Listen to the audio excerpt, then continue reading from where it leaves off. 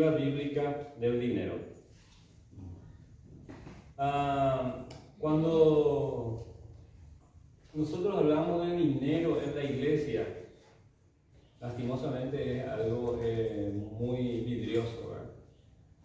Se ha convertido en un tabú, la gente afuera critica mucho ese aspecto en la iglesia.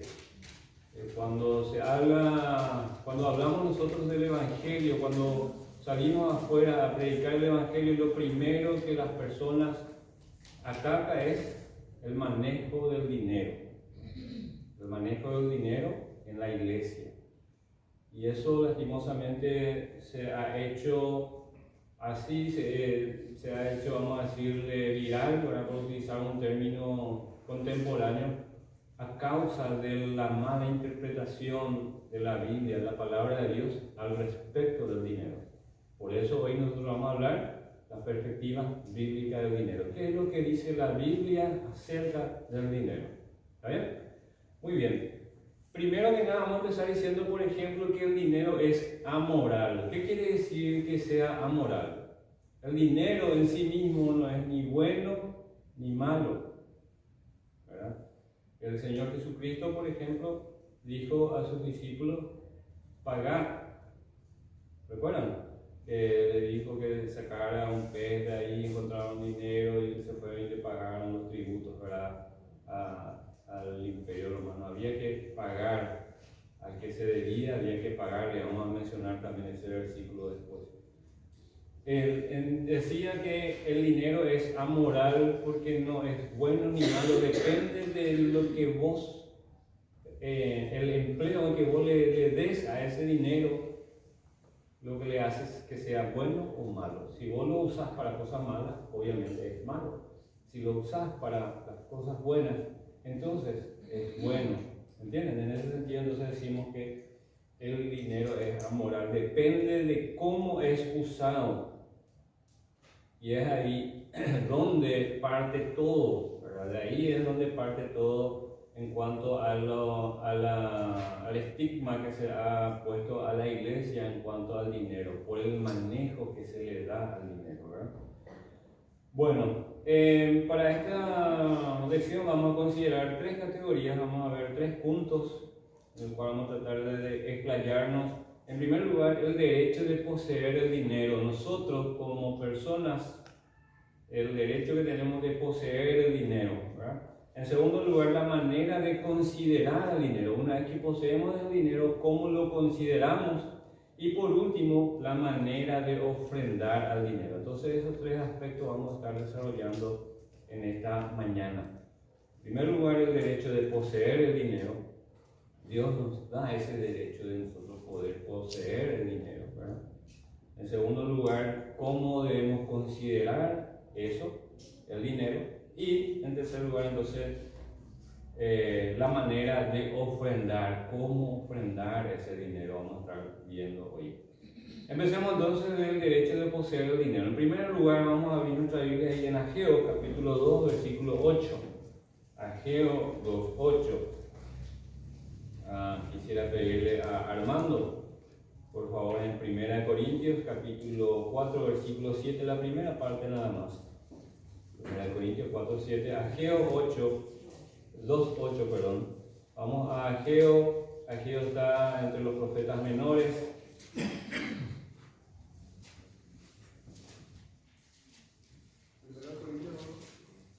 4, 7.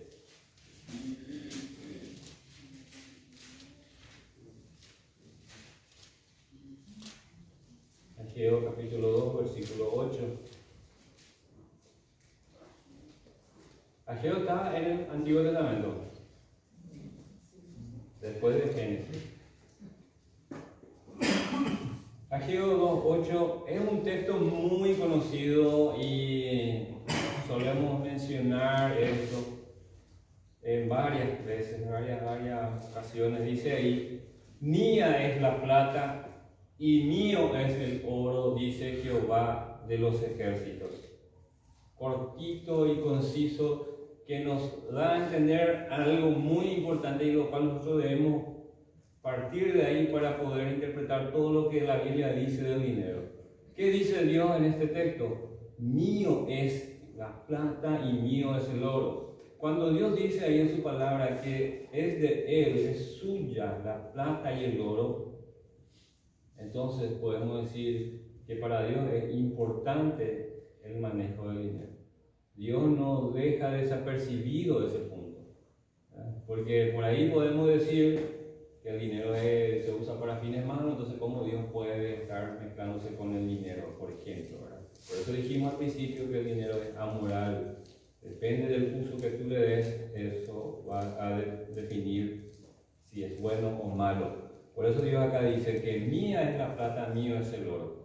Vayamos al contexto, ¿por qué Dios utiliza este texto acá? ¿Por qué dice mía es la plata, mía es el oro? Ageo, tanto con Ageo como Zacarías, ellos estuvieron predicando juntos, eran contemporáneos en la reconstrucción de Israel. Ellos se fueron deportados a Babilonia, volvieron de allá y encontraron la ciudad hecha pedazos. Entonces tenían que empezar a construir de nuevo. Empezaron con el muro, luego levantaron el templo y así estaban paso a paso, ¿verdad? Para eso ellos tenían que juntar obviamente dinero, plata, ¿verdad? Y en ese contexto es lo que Dios le dice a ellos: mía es la plata y mío es el oro, ¿verdad? Dice Jehová. Entonces ese es el contexto en que utiliza ese pasaje. Ahora vamos ahí a 1 Corintios.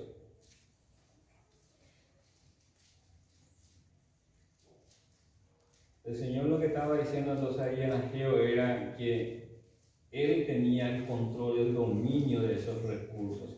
A ver, hermano, ¿qué tienes que no hayas recibido?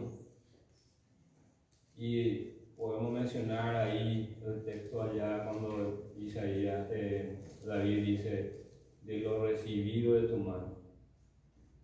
Solamente el Señor es lo que nos da.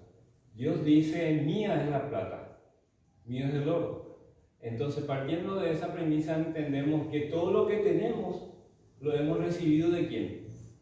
Del dueño, ¿verdad? Del Señor, de Dios, que es el dueño. Él dice, mía es la plata, mío es el oro. Entonces, a partir de ahí entendemos que todo lo que tenemos acá lo hemos recibido. Por eso ahí en 1 Corintios Pablo está medio que dando ahí un palo ahí a la gente de Corintios diciéndole, ¿qué es lo que te distingue a vos? ¿Por qué vas a ver un poco, enorgullecerte de lo que tenés? Decime algo que tengas que no hayas recibido.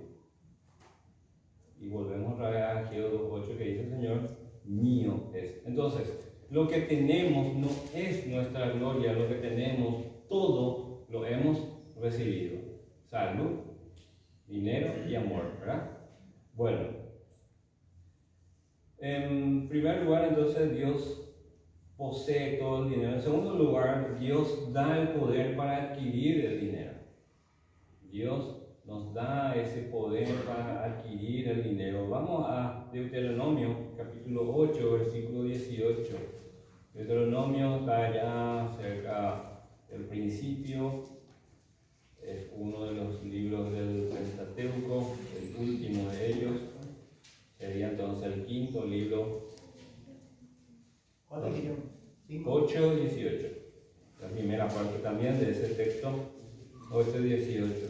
Deuteronomio 8:18. Muy bien. 8:18 dice, sino acuérdate de Jehová tu Dios, porque Él te da el poder para hacer las riquezas.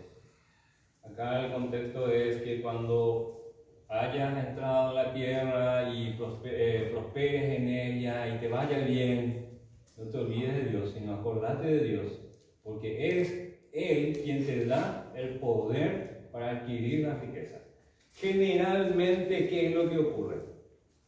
Venimos a la iglesia, pedimos a Dios, a los hermanos que oren para que podamos conseguir un trabajo, y nosotros no aspiramos luego a un trabajo así de ayudante albañil, quiero ser secretario de Marito o algo así, ¿verdad?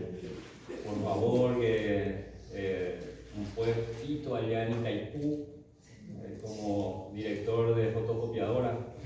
Entonces, algo así queremos nosotros, ¿verdad? Y después lloramos y pedimos a los hermanos que oren y por fin Miguel es secretario de abrir puertas en Itaipú, por ejemplo, ¿verdad?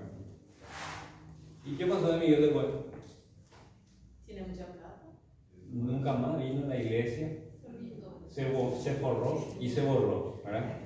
Bueno, lastimosamente eso generalmente no es la norma, pero casi por ahí nomás estamos, ¿verdad? Sucede, ¿verdad?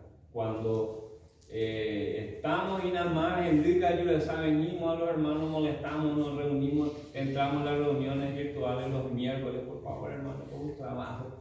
Aunque yo va a poner a Miguel cuando voy a la iglesia, ¿verdad? Bueno, se olvidó y vive en su mundo. ¿Por qué? Porque piensa que lo que tiene es por su logro personal, porque él mismo lo logró. Se vale por mi conocimiento, mi inteligencia. Sin embargo, dice ahí en Deuteronomio 8:18, acuérdate de Jehová tu Dios, porque Él te da el poder para hacer la riqueza. Acuérdate de Él. Ayer estábamos con los jóvenes estudiando en Eclesiastés 12:1, justamente cuando dice también, acuérdate de tu Creador. Y esa palabra acuérdate consideramos que significa que tiene que estar en tu mente tu Dios en todo momento. Cuando todo abunda, entonces es común que nos acreditemos a nosotros mismos la abundancia y fácilmente nos volvemos orgullosos por nuestro arduo trabajo e inteligencia. Llevarle, grupí, por eso tengo lo que tengo, ¿verdad? Atribuyéndole a nuestra riqueza todo nuestro esfuerzo, ¿verdad? ¿Recuerdan a un rey famoso en el Antiguo Testamento que dijo eso? Se sentó, dice ahí en su palacio y miró, y dijo, miren todo lo que hicieron mis manos. ¿Recuerdan quién fue eso? Nabucodonosor. ¿Y qué pasó con él? Se convirtió en un animal. No es que literalmente se convirtió, pero sí agarró la costumbre de un animal. Dios le castigó porque no fue él, fue Dios quien le dio. Y que no seamos un Nabucodonosor nosotros, que nos sentemos en nuestro sofá, en nuestro living, mirando ahí todo lo que nuestra mano ha hecho. No, sino que lo que recibimos de Dios es lo que tenemos. Muy bien. Con mucha facilidad excluimos a Dios entonces de este logro y no consideramos que es Él quien nos ha dado, ¿verdad? Fácilmente excluimos a Dios de cualquier logro y nos olvidamos que fue Él quien nos dio y es Él quien pide de nosotros que seamos administradores de lo que nos dio. Recordamos a Génesis 8. ¿Qué decía Génesis 8? Mía es la plata y mío es el oro, dice Jehová. Es de Él es el dueño. Él nos da y nos pide que lo administremos, que seamos administradores de Él. Recordemos otra vez que dijimos que el dinero es amoral, pero depende del uso que yo le dé para que ese dinero se convierta en bueno o en malo. Muy bien, continuamos. En este punto vamos a hablar, estamos ahí considerando Dios da el poder para adquirir el dinero. Dios no condena el dinero, eso dije hace rato al principio. En Hechos capítulo 2 y también en el capítulo 4 mencionan mucho, ustedes conocen esa historia de que los discípulos, los cristianos, los no convertidos, ellos dicen que vendían sus bienes para poder bendecir a los hermanos que estaban sufriendo necesidad y tenían en común todas las cosas. Hay que tener en cuenta que eso no es comunismo, eso no era tampoco un requisito para entrar a la iglesia. ¿Recuerdan ustedes, por ejemplo, el caso de, a ver, un poco si no me estoy confundiendo del nombre, Ananías y Zafira, puede ser? Estos que fueron castigados por el Señor. Bueno, ¿qué pasó con ellos? Ellos se fueron, eran pareja y dijeron, bueno, vamos a decir que vendimos en 500.000 y no en 1.000.000. Y vamos a quedarnos con el resto de los 500.000. Y vamos a darle a Pedro 500.000 nomás de lo que vendimos. Ellos decidieron hacer eso. Y Pedro le dice, ¿por qué hicieron eso? Si se quedaban con el dinero, nadie les iba a decir nada. Y si decían, por ejemplo, vamos a dar 500.000 nomás y el otro 500.000 vamos a quedar nosotros, ¿qué problema había con eso? No era una exigencia, no era un dogma que ellos tenían que venir a vender todo y todo tenían que traerle a los hermanos. No era una exigencia. Pero ¿por qué son castigados ellos? Porque dice la palabra de Dios que decidieron mentirle al Espíritu Santo. Y más adelante dice, pretendieron mentirle ¿a quién? A Dios, el Espíritu Santo. Bueno, y fueron castigados por eso. Ahora, eso no era un dogma. Para pertenecer a Ananías y Zafira a la iglesia, ellos no tenían que vender nada, no, era un requisito para entrar a la iglesia, ¿entienden? Pero ellos lo tenían en común. Dice ahí en el versículo Hechos 2:45, y vendían sus propiedades y sus bienes y lo repartían a todos según la necesidad de cada uno. A ver ahí, así no había entre ellos necesitados, se repartía cada uno según su necesidad. Ellos entonces repartían sus riquezas ahí, ¿verdad? Sus bienes. En este pasaje vemos entonces la aprobación de la utilización del dinero para el cuerpo de Cristo. En segundo lugar, ahí dice, Dios provee principios para obtener las riquezas. Y acá no vamos a entrar mucho porque sabemos luego, ¿verdad? Por ejemplo, Dios dice que debemos trabajar. En 2 Tesalonicenses, capítulo 3, versículos 10 y 11, Pablo ahí recrimina a cierto personaje que estaba ahí haraganeando y dice, si alguno no quiere trabajar, ¿qué dice?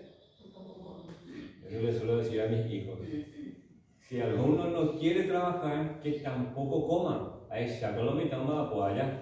Bueno, el trabajo. 1 Timoteo 5:8, si alguno no provee para los suyos, ahí sí un poquito más duro. ¿Qué dice Pablo? Es peor que un incrédulo. Si vos estás ahí viviendo bajo el techo de alguien más y no estás proveyendo para esa persona, para tu familia, para el sostén, entonces dices, sos peor que un incrédulo. Así que hay que trabajar el trabajo. En segundo lugar, el ahorro y la planificación. En Proverbios 27, por ejemplo, dice, las riquezas no durarán para siempre.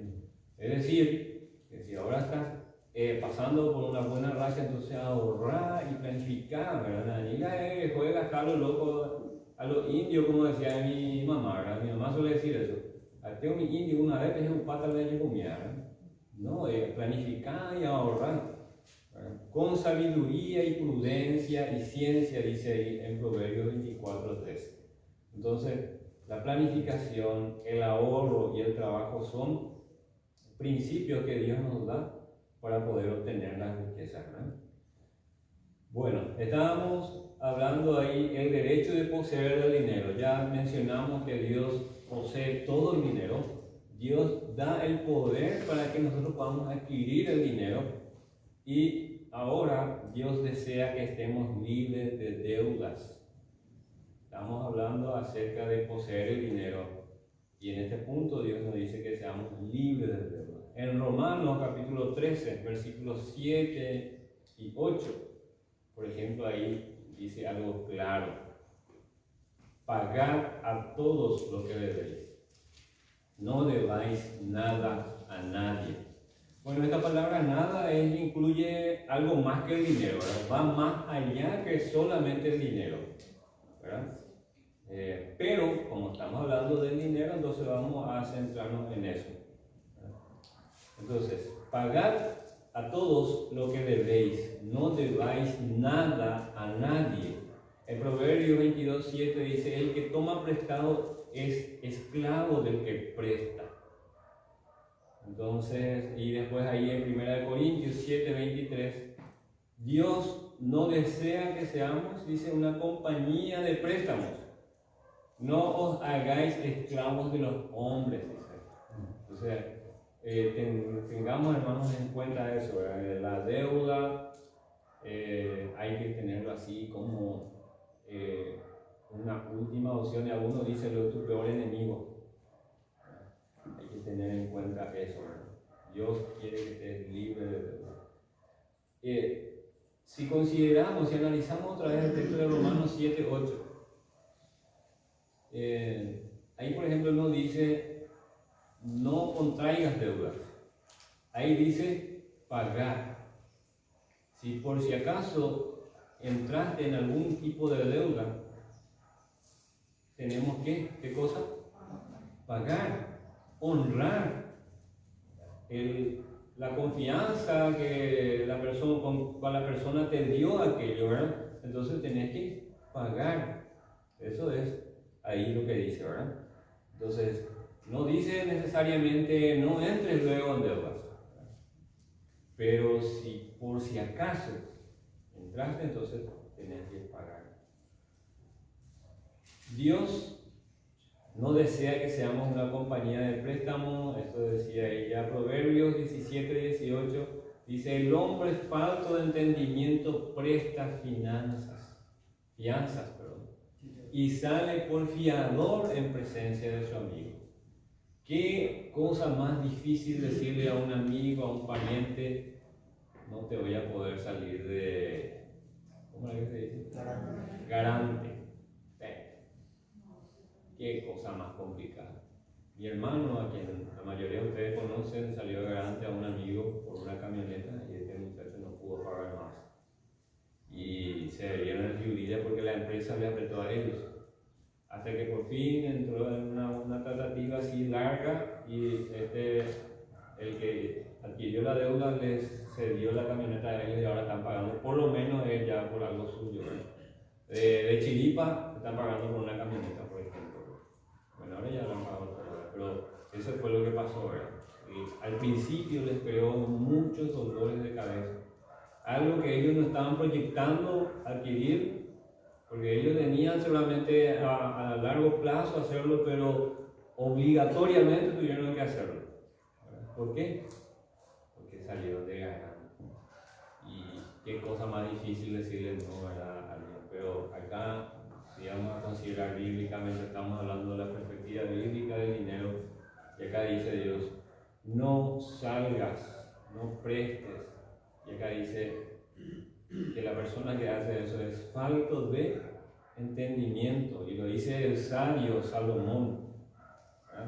En primera de Juan 3:17 dice: pero el que tiene bienes de este mundo y ve a su hermano tener necesidad y cierra contra él su corazón, ¿cómo mora el amor de Dios en él? ¿Cómo aplicamos este texto acá acerca de una financiera cristiana? Si yo veo al hermano tener necesidad y yo tengo la posibilidad de ayudarle, te voy a prestar, pero devolveme y con un poquito de interés. Es lo que hace la financiera, ¿verdad? Sin embargo, dice acá: ¿cómo mora el amor de Dios en él? En aquella persona que ve que su hermano está necesitando y vos cerrás tu corazón. Una forma de cerrar su corazón es darle, pero con el propósito de adquirir más, ¿verdad? Encontrar un beneficio en la tragedia de otro, por ejemplo, ¿verdad? Bueno,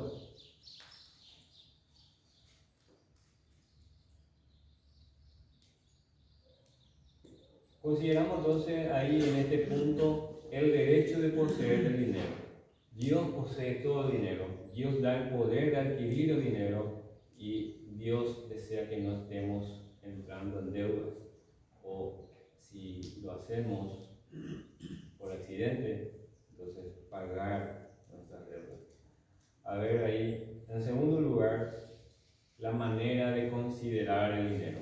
Ahora vamos entrando ya a la manera de considerar el dinero. ¿Cómo considero yo al dinero? Dijimos, vuelvo a repetir varias veces ya, que el dinero es amoral.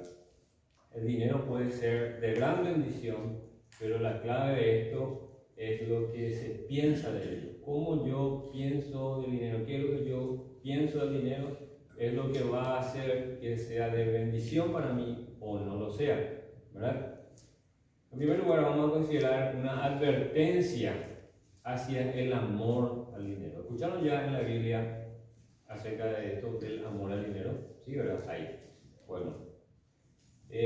Vamos primero a Eclesiastés capítulo 5, versículos 10 y 11. Empecemos hablando acerca del deseo. Se suele decir que hoy contamos vez, ¿verdad? En un sentido peyorativo referente a aquella persona que quiere dinero, que quiere estar buscando desmedidamente más riquezas y más, ¿verdad? Bueno, de ese deseo vamos a hablar. El deseo nunca se satisface, nunca satisfecho. Eclesiastés 5, versículos 10 y 11 dice: el que ama el dinero no se saciará de dinero, y el que ama el mucho tener no sacará fruto. También esto es vanidad. Cuando aumentan los bienes, también aumentan los que los consumen. ¿Qué bien pues tendrá su dueño sino verlos con sus ojos? Bueno, Eclesiastés capítulo 5, versículo 10 y 11 está diciendo ahí: el que ama el dinero no se saciará del dinero, y el que ama el mucho tener no sacará fruto. También esto es vanidad. Cuando aumentan, dice, los bienes, también aumentan el consumo. ¿Ustedes no escucharon alguna vez decir, por ejemplo, a cierto diputado que gana no sé cuántos millones, ¿no? Es lo que ellos ganan 3 años o así? Entonces, mensualmente ellos ganan eso, y entonces dice: nosotros ganamos eso porque no nos alcanza el dinero, ¿verdad? Y nosotros con 2 millones tenemos que decir, es que a veces alcanzamos esos 2 millones, ¿verdad? Tenemos que luchar y mantener a una familia numerosa. Ese es el sueldo mínimo, ¿verdad? Y bueno, ¿qué podemos decir al respecto? ¿Qué dice la Biblia, esto que acabamos de leer? Cuando aumenta el dinero, también aumentan los que los consumen. Como suele decir el hermano Jorge, es directamente proporcional, matemáticas, hijo, ¿verdad? Aumenta el dinero, aumenta el consumo, ¿verdad? El nivel de vida. Y al final, a la postre, vemos al pobre diputado querer esforzarse para que se le aumente su sueldo porque no le alcanza. Y eso es así, y eso es vanidad. Entonces, dice ahí en Marcos 10:23, entonces Jesús, mirando alrededor, dijo a sus discípulos: cuán difícilmente entrará en el reino de Dios los que tienen riquezas. Cuán difícilmente. ¿Por qué? Porque el deseo desmedido, el deseo desmesurado les lleva siempre a buscar más aquello, ¿verdad? Están buscando, tratando, peleando tras aquello, a pesar, en vez de buscar lo verdadero, ¿verdad? El deseo conduce a más maldad. 1 Timoteo 6, versículo 10. Esto también hablando acerca ahí del dinero, dice: el cual, codiciando algunos, habla del dinero, se extraviaron de la fe y fueron traspasados de muchos dolores. El cual, codiciando algunos, se extraviaron de la fe y fueron traspasados de muchos dolores. El deseo conduce entonces a más maldad, dolores, complicaciones. El deseo carece de contentamiento. En 1 Timoteo, el mismo capítulo 6, versículos 6 y 7 dice: pero gran ganancia es la piedad acompañada de contentamiento, porque nada hemos traído en este mundo y sin duda nada podemos sacar. Así que, teniendo sustento y abrigo, estemos contentos con esto. Este tema del contentamiento no es conformismo. Eso también es algo negativo, el conformismo. No, siempre hay chantera, ahí nomás acá, después aparte me la de ahí, por ejemplo, ¿verdad? Ese tipo de cosas ya no. no se trata de conformismo, ¿verdad? Dios quiere que prospere, que procure, pero el énfasis que le da es el tema, ¿verdad? Pero acá estamos hablando acerca de contentamiento. El deseo justamente carece de contentamiento. Cuando una persona desea desmesuradamente algo, entonces ahí no hay contentamiento. En lo que alcanza nunca le va a contentar porque va a querer siempre más. Eso es lo que decía Salomón, ¿verdad? No se cansa el ojo, no se cansa. Bueno, ahí en el versículo 9 de 1 Timoteo 6 dice: porque los que quieren enriquecerse caen en tentación y lazo, y en muchas codicias necias y dañosas. Qué complicado, ¿no? Incluso vemos a hermanos en juegos de azar. Qué terrible, ¿verdad? Hermanos ahí en Baticópula, como el lingocho, ¿verdad? En el supermercado siempre me ofrecen. Creo que antes de ayer a la noche estuve ahí por el super. ¿Querés el invito? No, le dije a la chica. Me miró, se sorprendió y se rió, ¿verdad? Porque así, así me dijo, ¿verdad? No sé mi reacción, pero cuando me dijo todo, no, ya le dije, entonces le sorprendió, ¿verdad? Para no entrar en tentación. Sí. Amablemente. Apártate de mí, Satanás. No. Bueno, lastimosamente incurrimos a veces en eso. ¿Por qué? Porque el deseo hacia lo material, el deseo, nos pareciera ser que nos nubla el entendimiento, ¿verdad? Sin embargo, en Mateo 6:33 dice algo, la palabra de Dios. A ver si alguien me dice en coro: más buscar primeramente el reino de Dios y su justicia. Todo lo demás se ha añadido. Pero ¿saben cuál es el problema con ese versículo y nosotros? Nuestra fe. La fe es nuestro problema ahí, en este versículo. Por eso no tenés corrector, hermano, pero me voy a borrar ese versículo. Porque buscar primeramente el reino de Dios y su justicia, y Jajendika Ayuresa ahí en ese momento. Y todo lo demás se ha añadido, pero donde con oroina, ¿verdad? Entonces ahí sí querés buscar algo más, ¿verdad? Ay, que Señor, vos te estás tardando un poco, voy a ir a ver si ahí en Casa Rosada me ofrecen algo, ¿verdad? Entonces, nuestra fe tiene mucho que ver también ahí, ¿verdad? Y decía en este punto, en el deseo carece el contentamiento. En cuarto lugar, para cerrar este punto, dice ahí: el deseo separa al hombre de Dios. En Mateo 6:24 dice ahí: no podéis servir, dice el Señor Jesucristo. Imagínense qué tan dura es la palabra de nuestro Señor ahí en ese texto. No podéis servir a Dios y a las riquezas. O dice ahí, servirá a uno y menospreciará al otro, y así, ¿verdad? No podemos servir a Dios y las riquezas. En Josué capítulo 7, todo el capítulo 7, si pueden leer después en sus casas, voy a mencionar solo el versículo 1 acá. Hubo algo terrible y que contrajo una consecuencia terrible en el campamento de Israel por causa de este pecado, por causa del deseo hacia lo material. Dice acá el texto del versículo 1, les leo: pero los hijos de Israel cometieron una prevaricación en cuanto al anatema, porque Acán, hijo de Carmi, hijo de Saddi, hijo de Sera, de la tribu de Judá, tomó el anatema. Bueno, empecemos con un punto acá. ¿Quiénes cometieron, dice, prevaricación? ¿Quiénes fueron los que pecaron? El pueblo de Israel. Pero ¿quién fue el que cometió realmente el pecado? Una sola persona: Acán, hijo de fulano, sultano y mengano.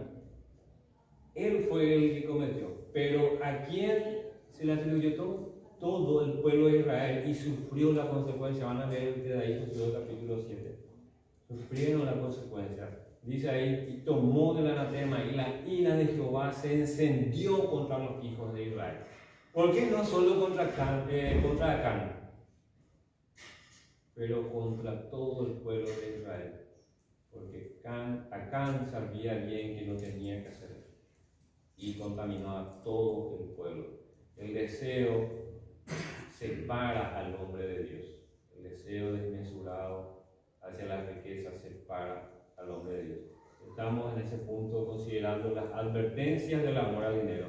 Ahora pasamos a considerar las consecuencias del amor al dinero. En primer lugar, la consecuencia del amor al dinero es olvidar a Dios. ¿Recuerdan que le mencioné hace rato que yo pedía trabajo y después conseguí un trabajo en Itaipú como portero y ya no vine más a la iglesia, ¿verdad? Bueno, eso pasa. Y ahí en Proverbios capítulo 30, versículo 8 y 9 dice: vanidad y palabra mentirosa aparta de mí. No me des pobreza ni riquezas. Manténme del pan necesario. No sea que me sacie y te niegue y diga: ¿quién es Jehová? O que siendo pobre hurte y blasfeme el nombre de Dios. Qué complicado. Qué sabio este rey que Dios levantó. Dice ahí que me mantenga del pan necesario, de lo justo. Y ahí entra el contentamiento. No sea, dice, que me sacie y te niegue y diga: ¿quién es Jehová? Y eso es lo que pasa, eso es lo que dijimos hace rato. Acuérdate de quién es el que te dio. Pablo le dice a los corintios: ¿qué tienen ustedes que no hayan recibido? ¿Verdad? Eso le dice Pablo a los corintios. ¿Qué tienen ustedes que no hayan recibido? David sabía eso, por eso dice: de lo recibido de tu mano te damos otra vez. Porque David sabía que lo que en Ageo 2:8 dice de Dios, ¿verdad? Mía es la plata y mío es el oro. Él es el dueño. Y acá el escritor de Proverbios, el rey Salomón, dice, le pide a Dios: manténme en la raya, ¿verdad? Ahí nomás. No sea que me sacie y te niegue, no sea que tenga menos y blasfeme tu nombre buscando, ¿verdad? Entonces, olvidar a Dios es una de las consecuencias del amor al dinero. Dejar de confiar en Dios. ¿Y por qué eso sucede? Porque yo soy autosustentable, o al menos eso creo, ¿verdad? Porque yo con mi fuerza y mi inteligencia y mi ingenio y mi profesionalismo me hace entender lo que tengo. No necesito de nadie más. Eso sucede con los jóvenes a veces, cuando empiezan a trabajar y se dan cuenta que pueden ganar, tocan dinero y dicen: yo no necesito de mis padres, y se rebelan contra sus padres y salen de su casa porque ya son autosustentables.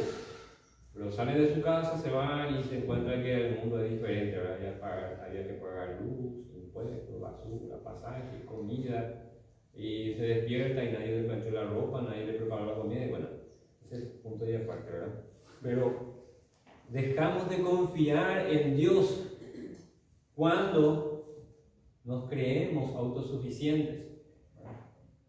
A ver, ahí en 1 Timoteo 6, 17 dice: a los ricos de este siglo manda que no sean altivos, ni pongan la esperanza en las riquezas, las cuales son inciertas, sino en el Dios vivo, que nos da todas las cosas en abundancia para que las disfrutemos.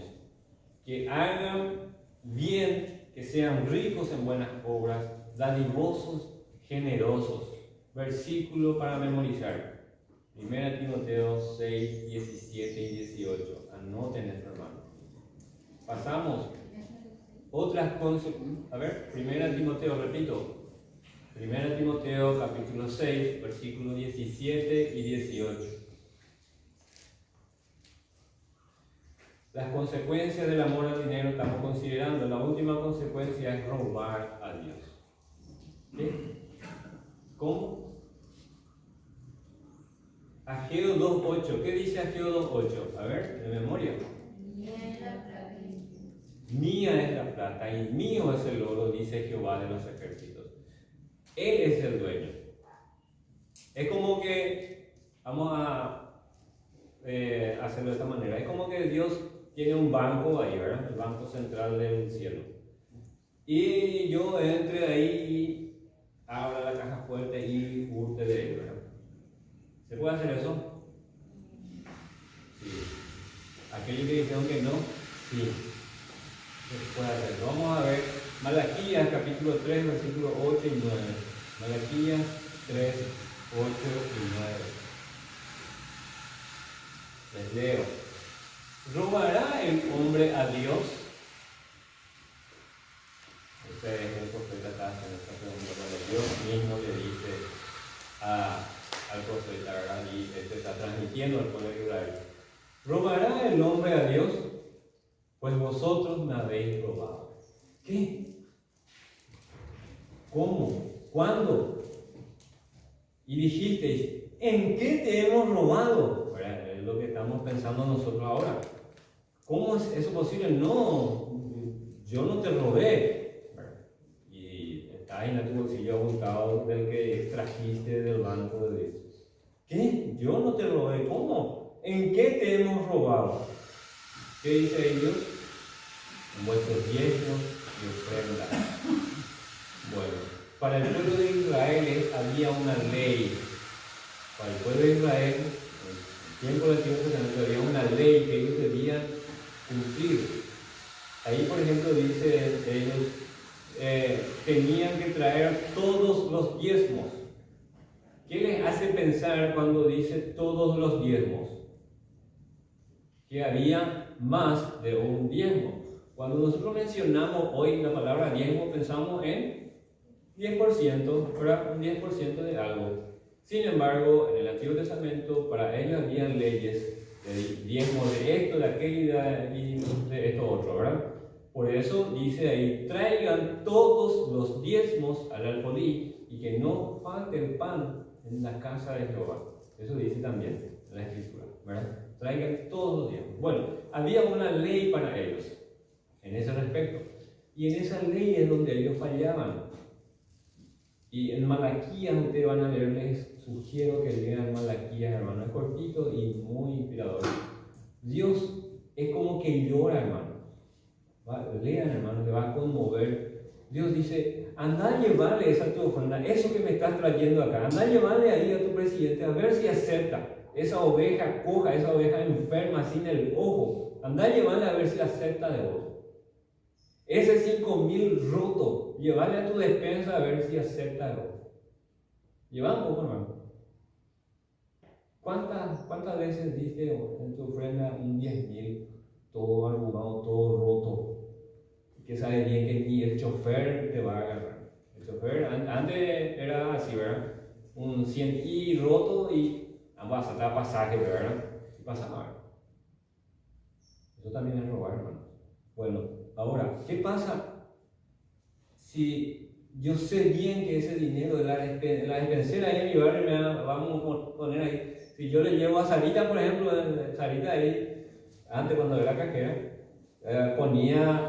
yo le pagaba a ella y ponía la plata ahí en el cosito ese de la luz ultravioleta, así, ¿verdad?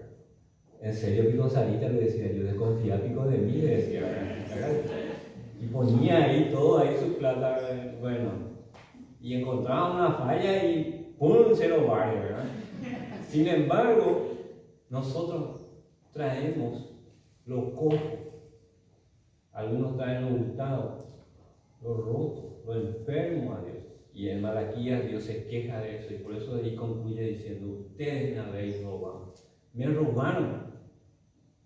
Qué terrible, hermano. Vamos a considerar, yo le doy ahí casi bajo, así meditando, es muy fuerte. Vamos a pasar de esto. Ok. Consideramos entonces ahí el derecho de poseer dinero, la manera de considerar el dinero y por último la manera de ofrendar el dinero. Acá vamos a pasar rápido porque todos somos doctores en esta área. Primera de Corintios capítulo 4, versículo 2. Y Armando, por favor, segunda de Corintios 8, 5.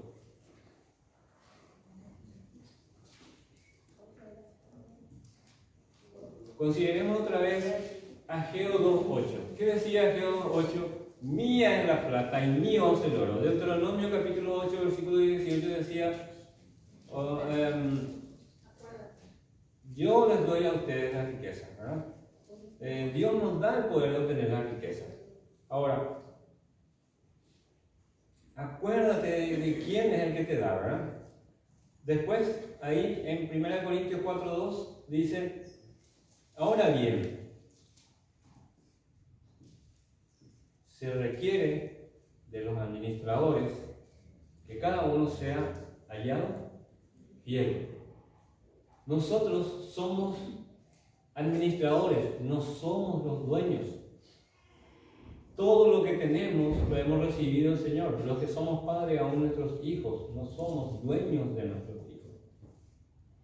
Todo lo que tenemos lo hemos recibido y debemos administrarlo y administrarlo fielmente. Recordarán ustedes aquella parábola que el Señor Jesucristo le dice que un jefe vino y le dio un talento a él, otro talento a aquel, y así repartió talentos. Cuando hablamos de talento en la Biblia no se habla del conocimiento, de la capacidad intelectual. El talento está refiriéndose a un dinero, era como el dólar o el guaraní, ¿verdad? El nombre de un dinero, ¿verdad?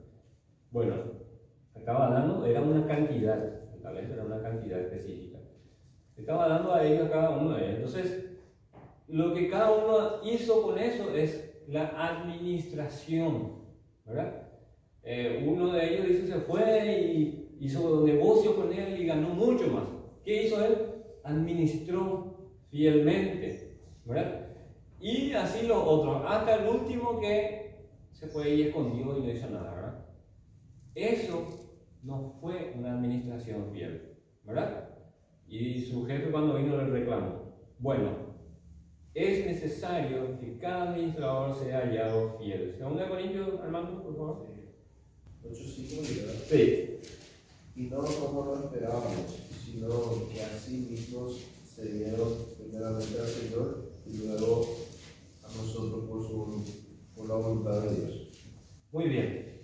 Acá, ¿qué es el contexto? Pablo está recaudando ofrendas para ir a Jerusalén a dar a los hermanos que estaban sufriendo persecución. La persecución en Jerusalén era tal que los cristianos no se les dejaba trabajar, por ejemplo, tenían que estar escondidos y al no trabajar no generaban dinero y obviamente no tenían para el sustento diario. Pablo, y juntamente con Bernabé y otras personas ahí se juntaban y hacían unas colectas por las iglesias. Ahora, Pablo está diciendo a los corintios y les escribe de antemano, preparen, no sea que cuando yo vaya ustedes empiecen allá a juntar, no, ya tengan ya de antemano, preparen todo ya. Y cada uno según haya prosperado, prepare cada primer día algo aparte, ¿verdad? Bueno, y acá en este texto le dice, y como, no como lo esperábamos, sino que así mismo se dieron primeramente al Señor. Acá Pablo le está hablando a la iglesia de Corintios de otra iglesia, de la iglesia de Macedonia, ¿verdad, Corintios? La iglesia de Macedonia. Estas iglesias de Macedonia eran unas iglesias extremadamente humildes. Y Boria Huyapi, ¿entendés la gente de Israel? Es demasiado pobre, una pobreza extrema estaba pasando de ellos. Y Pablo no quería, no hermanos, no, que van a ustedes a ofrendar, dejen nomás para el sustento de ustedes, no hermanos. Pablo, pero se preocupaba por ellos, entonces le decía, dejen, pero Pablo le dice no, sino que dice, nos rogaban que no se les niegue la posibilidad de participar en esto para con los santos. Imagínense, hermanos, esta iglesia de Macedonia, que también estaban necesitados, ellos rogaron, dice a Pablo. Y en ese contexto es lo que dice ahí, y no como lo esperaban, sino que asimismo se dieron primeramente al Señor. Ahí partió todo para la iglesia de Macedonia. Ellos, antes de dar el dinero, ya se dieron a sí mismos al Señor. Esa es la diferencia, hermanos, de cuando nosotros damos. Que cuando damos, lo damos de corazón, porque primeramente nosotros ya nos hemos entregado al Señor. Y luego dice a nosotros por la voluntad de Dios. Muy bien. En primer lugar, vamos a considerar acá la manera de ofrendar el dinero. La ofrenda debe ser hecha en respuesta a la necesidad. Hechos 4:35 ya habíamos leído, y todo lo que poseían, dice, ellos lo daban según su necesidad. Ellos daban, ofrendaban, porque veían que había necesidad, entonces ellos ofrendaban según la necesidad de la comunidad, ahí los hermanos. Entonces, poniendo en contexto a nuestra iglesia local hoy, entonces vemos una necesidad y entonces ofrendamos de acuerdo a esa necesidad. Eso es lo que quiere decir acá, ¿verdad? Hechos 4:35, y lo ponían a los pies de los apóstoles y se repartía cada uno según su necesidad, ¿verdad? Si, a ver, como si Vino necesita 20, entonces se le da 20, si Don Víctor necesita 30, entonces se le da 30, ¿verdad? Según su necesidad se repartía.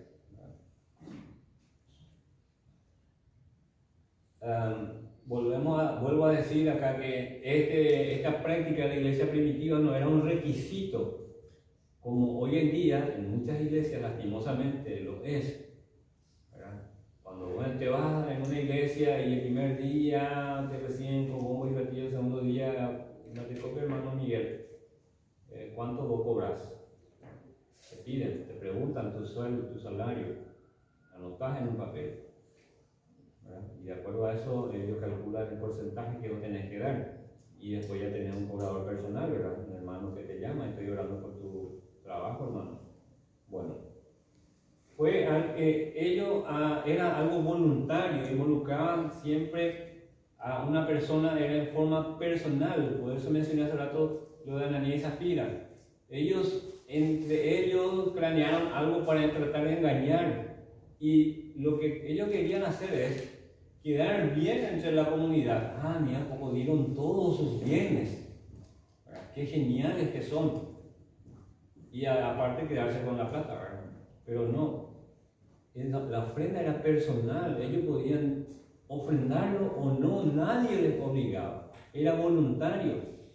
Por eso Dios decidió castigarle. No era un requisito para entrar ahí y ser miembro de la iglesia. Bueno, ofrendaban en respuesta a la necesidad. La ofrenda debe ser hecha en respuesta a los mandamientos de Dios. Segunda de Corintios 9:7, en el mismo contexto que mencioné hace rato, de que ellos estaban juntando para las ofrendas a la iglesia de Jerusalén. Ahí un poquito más adelante habla ahí en el capítulo 9, versículo 7, la primera parte. Cada uno dé como propuso en su corazón. Y en 1 Corintios 16, capítulo 16, versículo 2 dice: cada primer día de la semana, cada uno de vosotros ponga aparte algo, según haya prosperado. Estos eran mandamientos de cómo debía manejarse la iglesia en aquella época, ¿verdad? Y ellos lo hacían. Cada primer día. ¿Cuál es ese primer día?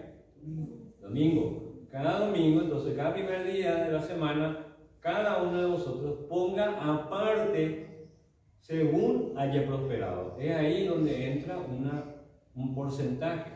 Si vos hoy prosperaste un 100.000 esta semana, entonces conforme a eso, vos das una ofrenda proporcionalmente a eso, ¿verdad? Y cada uno de conforme, dice, como propuso en su corazón. No por necesidad, no pretendiendo tener algo a cambio. Hoy en día se habla mucho del pacto. ¿Escucharon ya hablar? Yo mencioné ya eso varias veces. Si vos tenés una necesidad X, específicamente la gente hace cualquier cosa por sus parientes porque ama a sus seres queridos, y cuando ve que sus seres queridos están enfermos e incluso de aquellas enfermedades terminales, entonces los pastores oportunistas dicen: hace pacto con Dios para sanar a tu ser querido. Voy a hacer pacto. Bueno, ¿y de cuánto estamos hablando? ¿Qué querés darle a Dios? ¿Cuánto querés darle a Dios? Un pastor prominente, no voy a decir su nombre, pero suele contar muchos chistes también cuando va predicando. Él, por ejemplo, dice: como es de grande tu necesidad, así debe ser tu ofrenda. Y bueno, la gente vende eso, ¿verdad? Y el alma necesitada se va y da fácilmente, ¿verdad? Por eso es que prosperan esta gente y el evangelio es dañado por ello, ¿verdad? Ahora, en tercer lugar, vamos terminando ya, hermanos, no se me aburran. La ofrenda debe ser sacrificada, es un sacrificio. Para lo que anotan Lucas 19:8, ahí nos narra el caso de Zaqueo. Zaqueo, aquel personaje que conoció al Señor y estaba tan contento de su encuentro con el Señor que dice: dio todo, de todos mis bienes los doy a los pobres. He puesto, dice, he aquí la mitad de mis bienes doy a los pobres, y si en algo he defraudado a alguno, se lo devuelvo cuadruplicado. ¿Qué cambia? La restitución. Pues este era Zaqueo, que estaba tan contento por su encuentro personal con el Señor que todo eso para él no era nada, por la relación que tenía con su Señor. Era como una ofrenda, un sacrificio a su Dios. En 2 Samuel 24:24, para los que anotan, este es el texto en el cual David se va a Araúna, junto a Araúna, a comprar de él el terreno, el lugar donde se iba a construir el templo de Dios. Y Araúna le dice: te voy a regalar incluso los toros y la madera, y todo va a ser un regalo para que vos ofreces sacrificio aquí a Dios. ¿Y qué le dijo David a Dios? A Araúna.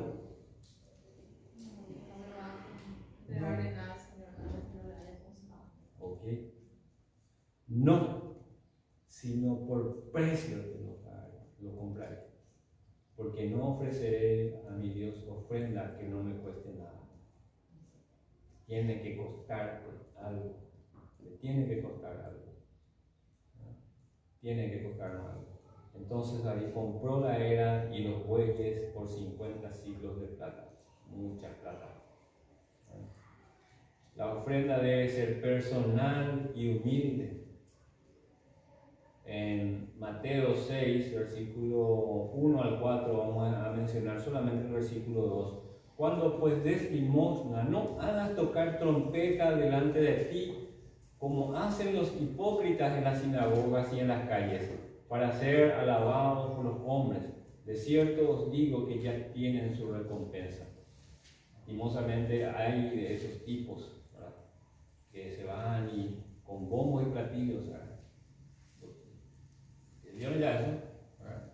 Selfie, ¿verdad?, y publican en las redes sociales porque le dio un cuarto de harina a alguien. Entonces, eso pasa, ¿verdad? No hagas eso. Cuando vas a dar, y el contexto ahí dice, el texto siguiente dice que tu mano derecha no sepa lo que haga tu izquierda, ¿verdad? Así que, hermanos, evitemos esas cosas, ¿verdad? Si vamos a ofrendar, por eso tratamos que la ofrenda, la bolsita pase lo más discreto posible, ¿verdad? A mí no es, hermano, tipo yo, como para nada más oír la moneda, y así contar enfrente de todos, ¿verdad? Eso, por ejemplo, no es discreto y no es tampoco edificante, ¿verdad? Hay que cuidar ese detalle, hermanos. Que tu mano izquierda no sepa lo que hace la derecha. Debe ser personal y humilde. La ofrenda es la clave para el fruto espiritual. Lucas 16, con este texto terminamos, hermanos. Vengo diciendo eso hace 2 horas, pero no importa. Con este sí ya terminamos. Lucas 16, 10 al 12 dice: Dios prueba la capacidad para recibir las verdaderas riquezas del cielo por el uso que hacemos de las posesiones materiales. Recuerda que dijimos al principio, el dinero es amoral. Depende del uso que yo le dé para que eso sea provechoso o no en mi vida espiritual. El que es fiel en lo muy poco, también en lo más es fiel. Y el que en lo muy poco es injusto, también en lo más es injusto. Pues si en las riquezas injustas nos fuiste fieles, ¿quién os confiará lo verdadero? Y si en lo ajeno no fuisteis fieles, ¿quién os dará lo que es vuestro? Recuerdan, nosotros no somos dueños, somos administradores. Y si en eso que estamos administrando somos infieles, ¿quién es el que te va a dar? Bueno, esto ya es tuyo, puedes ya disponer de él. ¿Quién te va a dar?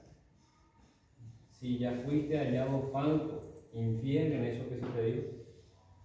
Que el Señor nos bendiga entonces en esta mañana, que podamos considerar estos pasajes que nos hablan de ser hallados fieles.